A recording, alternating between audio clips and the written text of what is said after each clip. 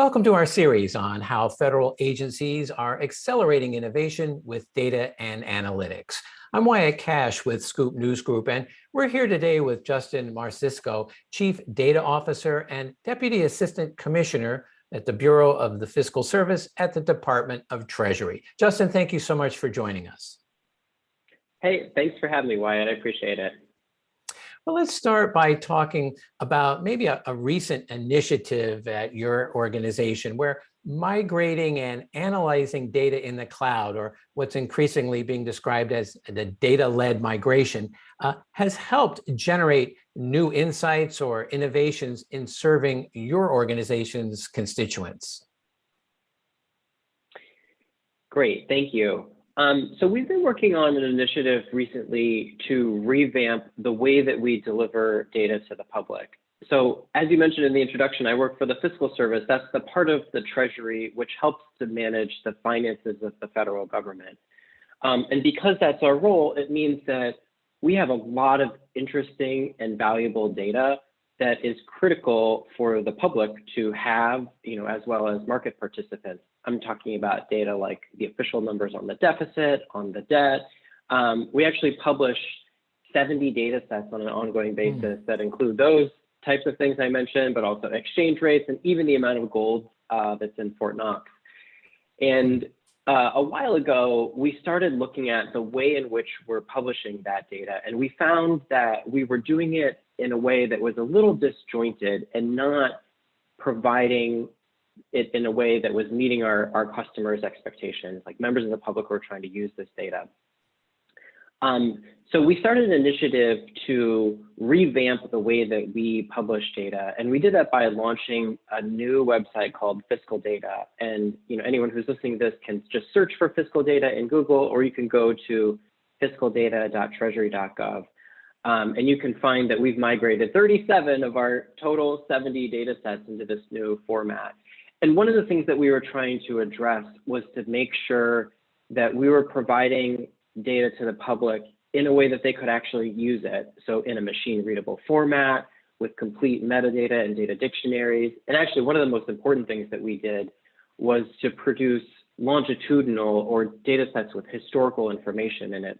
So instead of just having a snapshot of today's finances, now you can go and get the entire data set at one time, or customize the amount of time that you're looking to view. So that's been a really important initiative for us because the public is such an important stakeholder for us.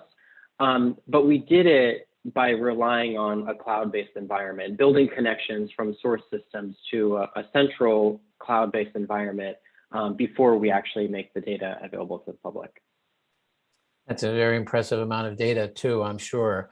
How has the ability to migrate and analyze data in the cloud also maybe helped improve decision-making internally at your organization? I think the big thing for us with this initiative has been increasing awareness about our own data. So we've thought about the journey of modernizing these 70 data sets as something that is really important for the public because we want them to use and understand data about the finances of the federal government. But it's also been a transformation journey for us internally as well. And that's because as we've gone through individual data sets and looked at them closely, in some cases we've realized we've never documented metadata, or we don't have data dictionaries. And in some cases, we don't really fully understand what those data mean. And there's a danger that even though there's institutional knowledge today, if those people leave, we could lose that. So it's been a very valuable exercise for us to go through and learn about the data by talking with business areas, document that, and then that exercise itself has just raised the profile of this data internally. So now people are starting to make connections about how they can use it. And given the fact that we are also working to move the data into a central environment, it's also made it a little bit easier for people to get access to and use the data themselves. Well, it certainly sounds like it allows for greater appreciation of your data as a strategic asset, which we see increasingly across government. Well, next, let me ask, how did working with a leading cloud provider and really this larger community of cloud partners speed up the so-called time to value in improving constituent services? Yeah, I think one of the things that we've found, and I know this is not unique to our organization, but is something that people are grappling with across industry, inside government and in the private sector, is an over-reliance on manual processes. Hmm. So what we are trying to do is to make sure that as we transform our organization, we're transforming it to leverage native cloud capabilities, to leverage modern technology, to reduce the amount of time and money that we spend doing routine business processes. So just as a quick example of this, when we publish data before, the way that we would do it is somebody would create a data set, they would update it and then email it to someone. Someone else would create a ticket to have that data posted to a website, and then a team of contractors would come in, post the data, publish it, and then it was done. So what we're trying to do today is to build APIs that go directly to the source system to our cloud-based environment, so that today's the end of the fiscal year, so there's a lot of important data that's going to be created as a result of that. But at the right time, the APIs send information to our cloud-based environment. They stay there in that environment until the time that it's appropriate for the data to be released, and then the gate is opened and it's released to the public. So what we're trying to do is to use those cloud technologies to make things go faster and to reduce manual processes. Absolutely.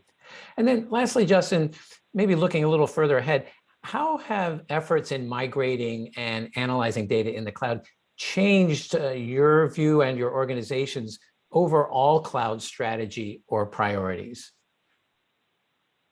Yeah, I mentioned before that we learned some lessons internally from this exercise of improving our data footprint for the public.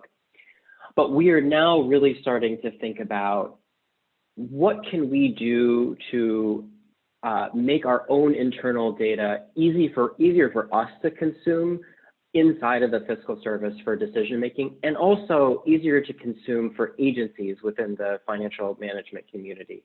So we focused on the public at first, and now we're starting to focus on ourselves and on the financial management community, which rely on Treasury data. But some of that data isn't appropriate for public disclosure because it's too detailed or has other types of sensitive information.